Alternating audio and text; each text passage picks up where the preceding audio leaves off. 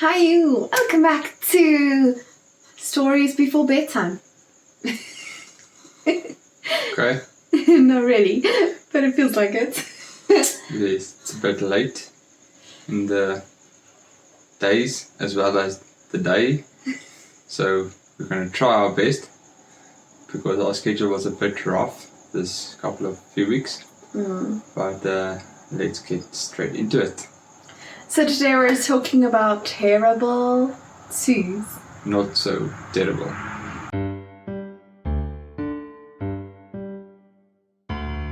So subscribe, like, do all things, and let's get to it.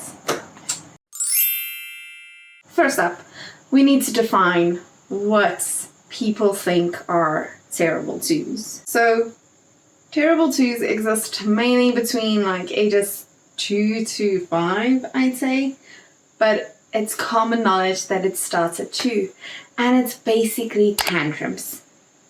Tantrums about everything, tantrums about anything. Yes. Not cutting the food correctly or asking for a banana and getting a banana. Yes. Those type of things.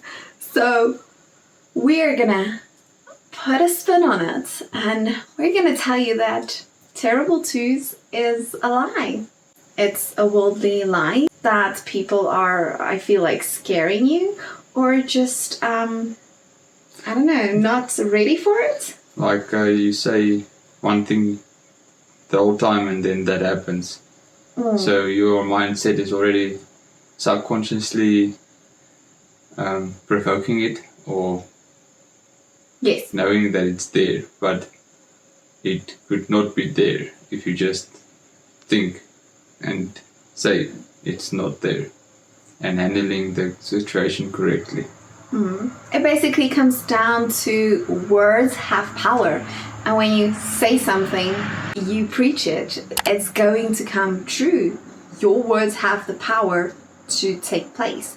I mean, we have the blood of Christ in us, so obviously you have that power in you to speak things into existence, if I can put it that way. But it's also, whenever we speak to people are like, oh, terrible twos are next, and then immediately we would have to shift the mindset and say, nope, no, cut it off. It's gonna be terrific twos. Yes, but because it's not so terrible. It's not so terrible. So basically, the whole thing, like Christian mentioned, is your mindset needs to be right. So a few things, first of all, you need to be prepared for what's coming. You need to be prepared for, obviously, tantrums will happen. Toddlers are learning how to control emotions. They're learning how to push boundaries and basically testing you to see what your response is going to be. So you need to already prep your reaction beforehand and think through a situation. What are you going to say? How are you going to handle it? How are you going to think and respond beforehand? And prepping you and putting that tactics out beforehand will help you in practice and when it actually happens. Then you are voorbereid. Prepared. You are prepared for it. Yes, so something I like to constantly tell myself when it's so in us to speak negatively. So sometimes I say to myself, I can't handle this. And then changing that mindset to, I get to handle this. I get the wonderful blessing of teaching this child how to respond properly and what's going to happen next if you just throw a tantrum and scream. Mindset's the first thing. You really need to work on your mindset. Be prepared. Change your way of thinking. Instead of saying the whole time, this child is uncontrollable, this child is difficult, the child is naughty. Those are things that you're speaking over your child. So, and they hear you and they think that is what they have to live up to. So rather say like, I know you are an obedient child. Let's try to be obedient right now. Or I see that you are struggling to control your anger. Do you want to go throw some balls around? Or just give them a way to actually manage the emotions properly so they don't have to be like us coming in your 20s and 30s and trying to figure it out now. So you have got to be prepared beforehand when a tantrum or a difficult situation starts, so that you know what to say and what to do in that situation. It's not always like, if this happens, you must do this. You need to read the situation and go from there. But positive mindset towards the child and towards yourself. Okay. So another mindset, like mantra. I like mantras work for me. Do you use mantras? What's that? Like things you say? No. Okay, so it works for me. So a new mantra that I've been using is, I have enough calm for both of us. Even if I don't feel calm at that moment, but just saying that, and like, I have enough calm for both of us, and praying like, Spirit, please give me enough calm for both of us. And then telling my child, I have enough calm for both of us. I can share with you. So that type of mantras, like, think of something that's going to help you, well, stay calm.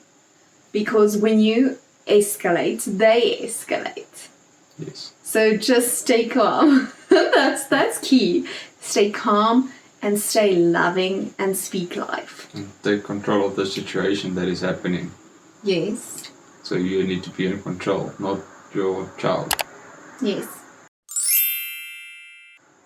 Alright, so let's share, we're going to share some things on how can you actually avoid these type of tantrums. Okay. Okay, so avoidance, honestly, almost all of the tips that we use comes from gentle biblical parenting and from Montessori practices. So first thing is actually giving the child controlled options where you still get what you want. For example, do you want to eat with a knife, or do you want a fork or a spoon? They're still going to eat. Or you can say, do you want a fork or do you want to use your hands? So you're still gonna get the results of them eating, well, but they still have control. You need to start if they do not want to eat. Yes. And they throw a tantrum, then you can give them the choices. Or you can ask them to help you set the table, or to even help you cook. Those type of things makes them more willing to eat. Even with getting dressed. Do you want this dress or this dress? Or today we're going to wear a shirt. Do you want a blue shirt or a pink shirt? Just giving them options.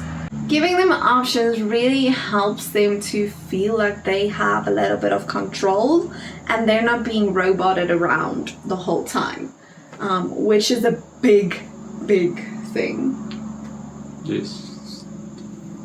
But especially for children that have a strong will and a strong mindset. So they need to choose as well what they want, and you need to give them the options to choose. Otherwise, you choose for them and then they throw a tantrum. Yes. So also, sometimes even if you give options, they're just not going to follow through. They're just not going to choose because they're strong-willed. So in cases like that, we would say something like, okay, I see you struggling to choose. I'm going to choose for you. And if they cry, let them cry. Don't tell them to shush. Don't tell them to stop it. Don't yell at them. Don't give them a hiding, because they just need to get the emotion out. Just let them cry and wait for them to calm down and just go on. You can ask them how they're feeling while they're crying. Are they feeling frustrated or angry or sad? Let them express the emotion that they are feeling towards you, so that not so that you may know, but so that they may know what emotion they are feeling. Yes. So on the feeling point, something that is very helpful is having a calming corner.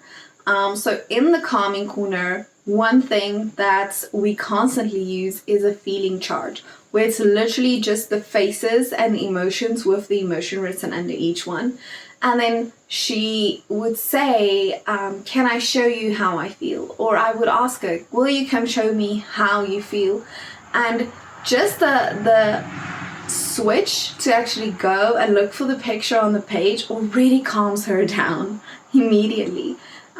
So we have the feelings charts, and then we have calming strategies. I think there's 12 or 9 calming strategies on there. And in the calming corner, there's stuff that she can use for her calming strategies. For example, if she's frustrated, she has a shaker bottle, or she has like a foam little ball that she can throw as hard as she wants at the wall. Or she has, if she's feeling sad, there's a little teddy bear and a blanket for her to cuddle with. If she wants to practice her breathing, because we do like those type of strategies. If she's getting angry, I teach her you breathe in through your nose and out through your mouth, and slow and repeat and repeat. So to practice that, we have one of those, where was I? Our flash died, sorry. So just bear with the shadows. The blow thing. If she wants to blow, there's that little, what do you call it? Like a fan windmill thing that you just blow and it turns. So she also has some paper and like one crayon that she can scribble very hard with if she just wants to calm down a little bit. And sometimes she even wants to go and play in there, which is fine. So having a space for her to calm down, and I would ask her, do you want to go alone or do you want me to stay with you? That helps in avoiding the tantrum to come. So I can watch her emotions, see her face, and then immediately say, I think it's time for the calming corner. And then we go. That also helps. Yes, but don't force them into there. Yes. Another avoidance tactic is gross motor movement. So if she wants to go to the bathroom, or she has to go to the bathroom and she doesn't want to go, then I would ask her, do you want to walk like a bear? Do you want to fly like a plane? Do you want to like give her options as to how to get there? And that helps because that gross motor touch really calms their nervous system down. Also before bed, do pretend to make her into a pizza and just put toppings on her and roll the dough and just press her and cover her, or that just press weird, it down. but yes. It works. Or even like swinging or jumping before bedtime helps to calm the nervous system down. So a lot of rough play helps in those moments. Yes. Also just go outside, like nature helps everyone. Any other avoidance techniques that you can think of? That's them. Okay, then lastly, we want to give you like a little tip on how to approach it when it's too far. When it's in the moment and you don't know what to do. So I want to say always the rule is connection first. That's always the rule. Connection first, because most of the time when they are throwing a tantrum, it's because they need you. And even if they shout, go away, or whatever they say, they need you in that moment because they cannot control or regulate themselves. And the only thing they need is their parents. So connection first. If they don't want to be touched, just sit there and say, I'm here when you are ready to, or when you need me.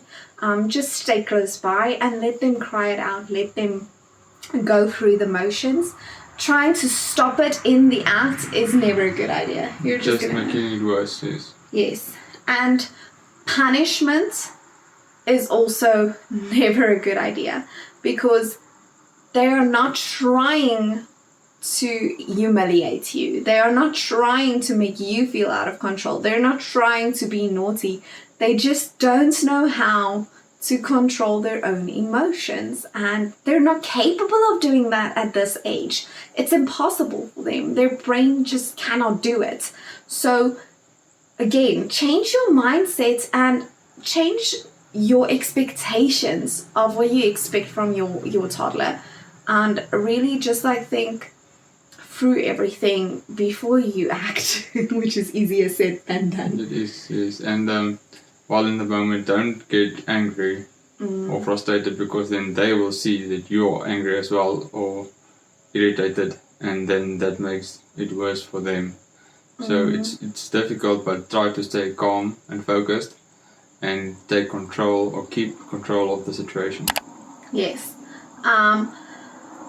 If you are married, it's also a good idea to like tag team it. If you really cannot control it anymore and you're really angry, which happens, like we're not preaching to you out of a place of perfection. We make mistakes. I lose control a lot. So just tag team and like, I need you to tag in. Like, let's switch.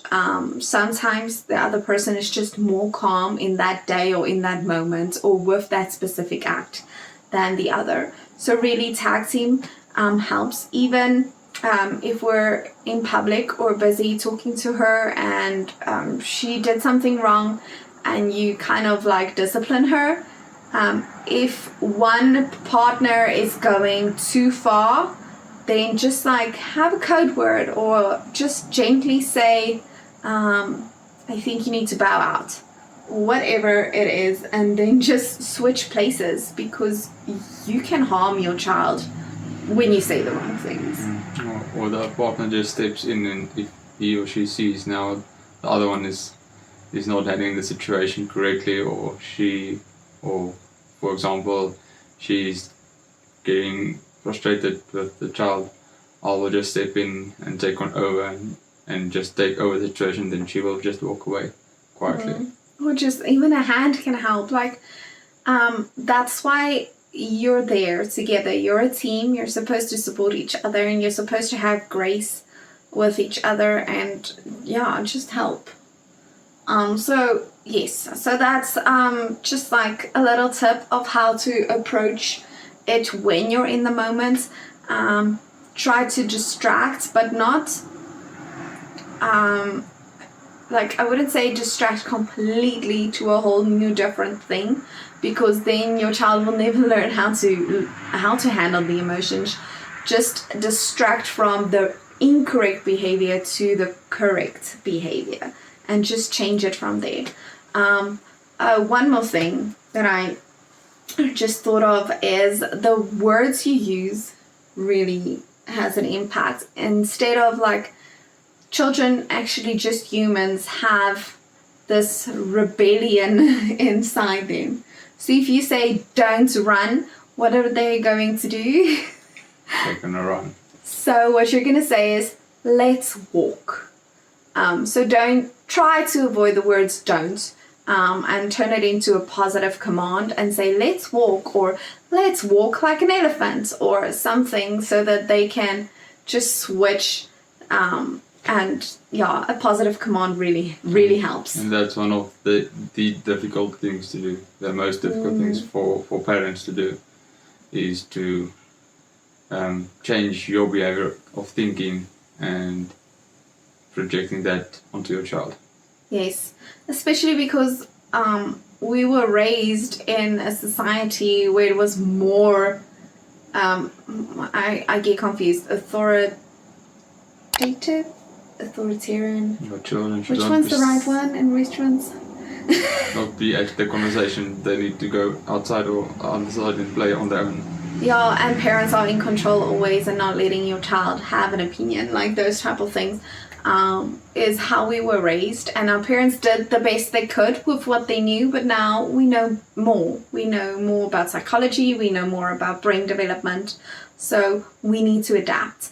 And quite frankly, you need to pray, always pray. You need to be convicted by the Spirit, and be sure of what you're doing is right for your child. And every child is different, so what works for one family might not work for you. That is also a possibility, so always pray about it. Yes. Okay, so in summary, be prepared. speak positively, Take control. take control, and connect first.